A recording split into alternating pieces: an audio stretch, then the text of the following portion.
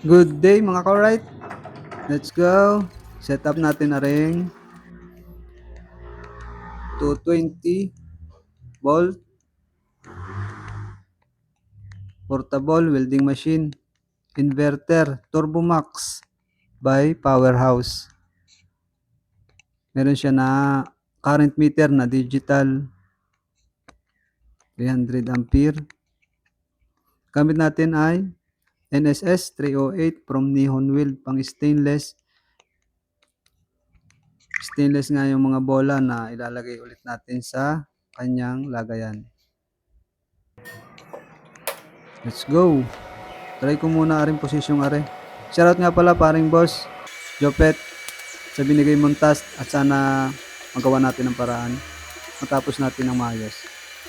Alright, let's go.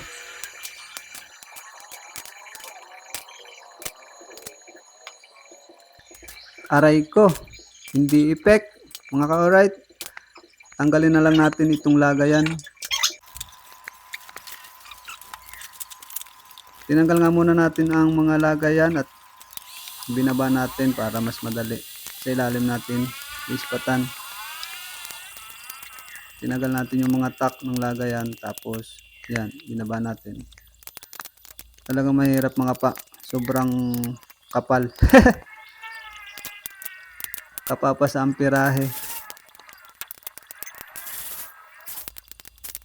69 nga pala yung ating ginamit na ampere.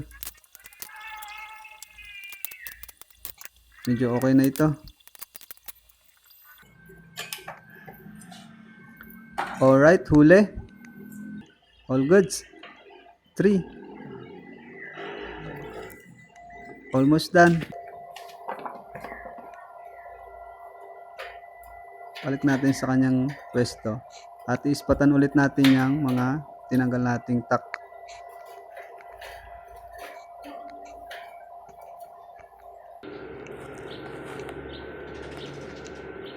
Ano naman yung actual na kuha ko sa pag-ispat. Nagamit nga ring welding mask auto darkening by Powerhouse din. Shout out Powerhouse, baka naman. Napakaganda gamitin nga naman na welding mask na safe na safe ang yung muka, tapos yung mata syempre malaga na safe sa bawat trabaho by Powerhouse. Last 3 pa nga yung ating gagawin. Tinanggal din natin yung lagay niya para mas maganda, mas mainam na, mas madali nating maitatak. Ito yung tatlo. Alright. Dilinis ko nga muna rin mga pinag-ispatan para mas dikit na dikit yung gap. Mas dikit yung kanyang mga yung patungan niya at saka yung bola para lapat na lapat. Ispat again. Shoutout nga pala sa kasama ko na naka-block na dumaan. Na ngayon ko lang nakasama. 69. All good.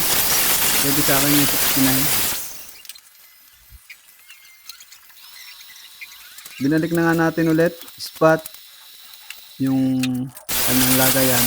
Balik sa dati. Montage ng kaunti. 1, 2, 3 plus 3, 6 balls yung ating binalik. At syempre kailangan mong mag 5S before and after. Linis. Alright, all goods. Yun, sa mga nais ng mga welding machine, portable, inverter, Turbo Max na may 300 max, 300 ampere to 20 volt, all goods. Try nyo ang Powerhouse welding machine. Lalagay ko yung link. Thank you for watching. Salamat sa ilang minuto. And God bless. Safety work. Alright.